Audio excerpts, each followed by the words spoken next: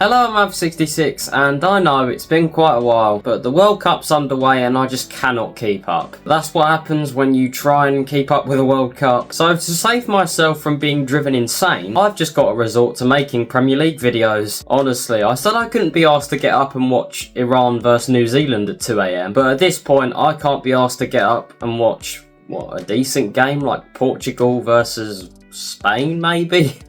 And even if it's at a normal time. So let's talk about the Premier League. Let's talk about Chelsea. Don't you just love to see Chelsea embarrass themselves? That tiny little club in West Brompton, giving it large as if they're the biggest club in the world. Yeah, they're not even the biggest club in London. Anyway, despite a haul of trophies, Chelsea still have a habit of embarrassing themselves left, right and centre. And this season is all the proof you need for that. They splashed out £30 million on Liam Delap, a striker who couldn't hit the ground if he fell off a cliff. £40 million on Alejandro Garnacho, football's answer to Veruca Salt, two of the worst signings in Premier League history. They unnecessarily replaced the very steady Enzo Maresca with Liam Rosignol, football's answer to Will Mackenzie, one of the worst managers in Premier League history, and finished 10th in the league, below Brentford, Brighton and newly promoted Sunderland. That's an absolute joke. But what I find weird is they did this exact same thing 10 years ago. 25-26, Chelsea finished 10th. 10 years ago, 15-16, Chelsea finished 10th. What? And one argument amongst thousands of others I heard last season is that Liverpool's title defence of last season was the worst in Premier League history.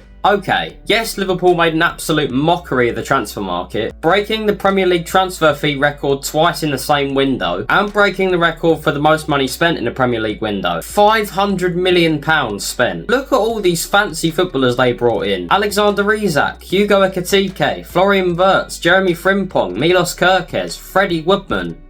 Yeah, Freddie Woodman.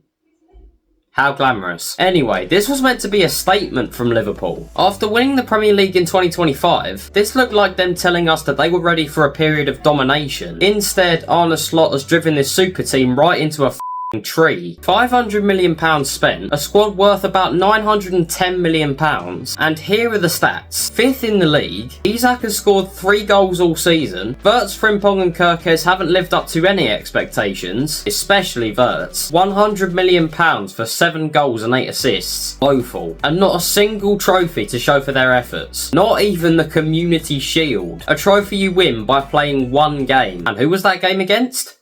Crystal Palace, a team with Borna Sosa and Will Hughes on the bench. That's like losing a game of poker to a blind monkey. Just how? So yes, Liverpool's title defence of last season was awful, and one of the worst in Premier League history. But I will pick you out 2 title defences that I think were worse. The first is Leicester of 2016-17, which was always going to happen, wasn't it? Leicester winning the league had a 5,000 to 1 odd, and after they actually won it, there was no way they were going to do it again, or get anywhere near. Point proven, they finished 12th. That season doesn't get its own video because it's Leicester City. Instead, I think the worst Premier League title defence in history is Chelsea of 2015-16. Yep, they finished 10th immediately after finishing 1st. What happened? Well, first, here's the context. In the 14-15 season, Chelsea were virtually unstoppable. 87 points on the board, not a single defeat at home, and only 3 defeats in total, and they finished every single game week on top of the league. That's mental. Just ignore the fact they were dumped out the FA Cup by Bradford. A defeat so embarrassing it now has its own Wikipedia page. Anyway, Chelsea were an unbelievable team that year. How can you not win the league with a team that's got the likes of Thibaut Courtois, Eden Hazard, Cesc Fabregas and Diego Costa in it, all arguably in the form of their lives, and under the management of Jose Mourinho, one of the best managers of the modern game. Yes, that man has an ego that would rival Legend from Gladiators, and a style of football that isn't always nice on the eye, but he's a serial winner. Jesus Christ, he managed to win the Champions League with Porto. Porto! That's like seeing a magpie winning the Oscars. Just what the hell? But Jose, what on earth happened in the summer of 2015? Please tell me. Am I missing something here? Did Jose not like the title celebration and then decide to throw glass at all his players? With the whole squad secretly texting his wife? What the hell happened? It's not like Jose Mourinho suddenly swapped his brain for a banana. He was still Jose Mourinho. His world-class players were still his world-class players. So what rationale do they have for finishing 10th? So what actually happened? Well, Jose had a quieter summer than he'd hoped. They were locked in talks for a very young John Stones for ages. Jose was seemingly obsessed with him. Chelsea ready to make $40 million offer for Everton centre-back John Stones. Yeah, that didn't work. Stones then moved to Man City the next summer and won everything there is to win.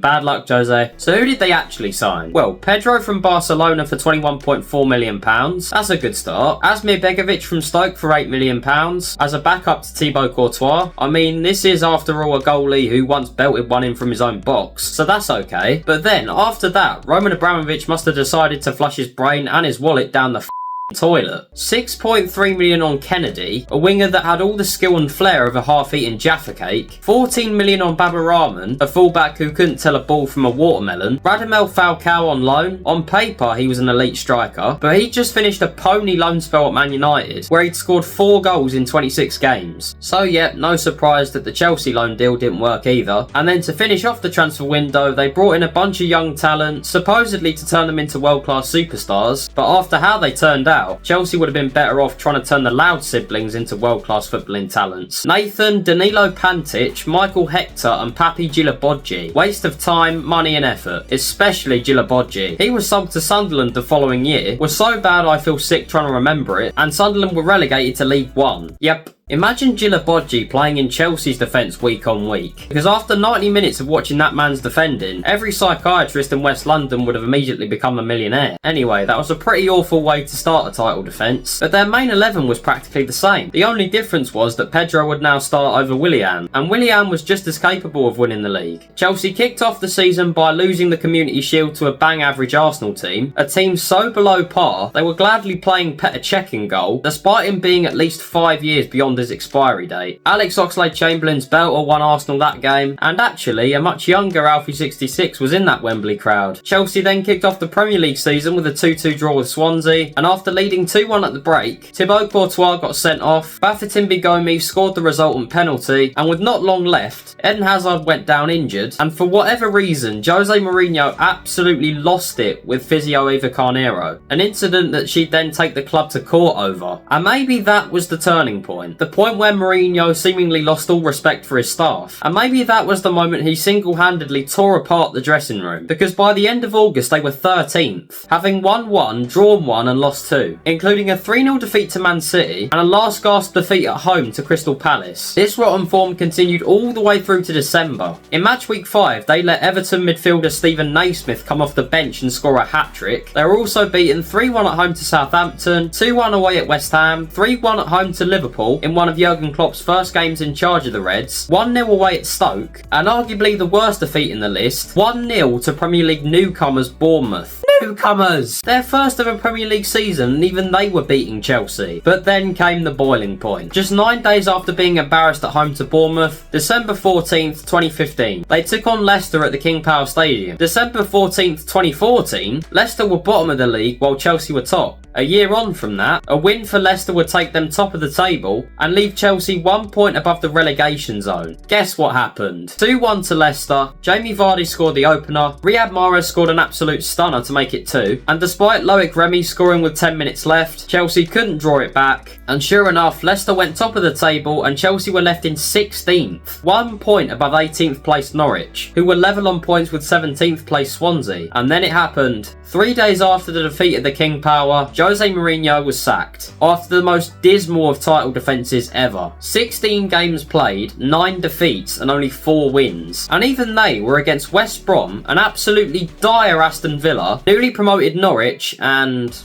never mind the last one. Okay, it was Arsenal. 2-0 at Stamford Bridge. Still though, I've watched the game back, and if VAR was in operation that game, it wasn't invented yet, Diego Costa would have been sent off any day of the week. How does he get away with using Laurent Koscielny's face as a tea towel, barging him to the floor, and trying to kill Gabriel Palista as well? Instead, Gabriel was sent off for giving Costa the weakest kick in the shin ever. After the game though, Gabriel's red card was rescinded and Costa was given a 3-match ban, which would have been fine had Chelsea not gone to the Emirates in January and beaten them 1-0 to do the double over Arsenal. And guess who scored the winner?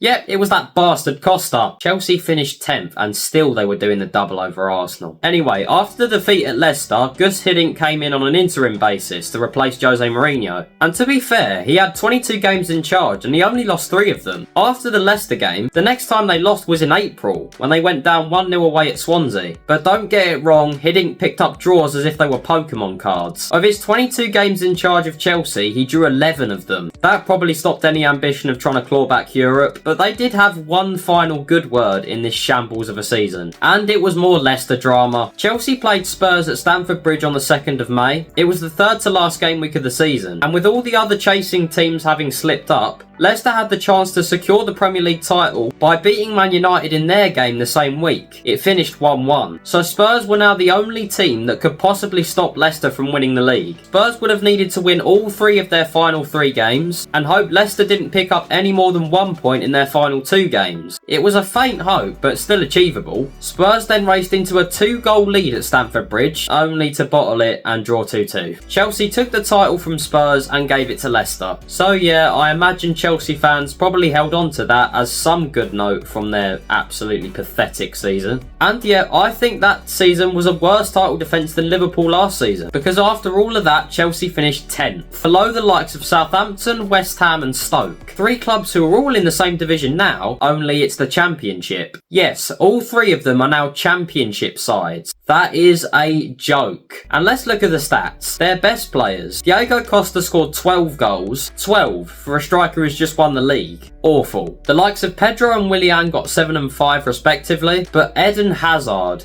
4 goals. 4 league goals all season. And all 4 of them came in the final 5 games of the season. That is an absolute farce. Eden Hazard, a player who turned into Real Madrid's record signing and a Ballon d'Or contender. 4 goals. Scott Dan got more than that. And he's a centre-back. When you're outscored by a defender who spent 7 years of his life at Crystal Palace and was only ever good enough to get 2 caps for the England under-21s, that's when you know you're about as useful as a ripped condom. And there you go. Chelsea 15, 16. What a show. One of the worst title defences in Premier League history, and in my opinion, the worst. Anyway, that's the end of the video. Let me know what you think is the worst title defence in Premier League history. Is it Chelsea 15-16? Is it Liverpool last season? Is it anyone else? Have I missed someone? Let me know in the comments what you think.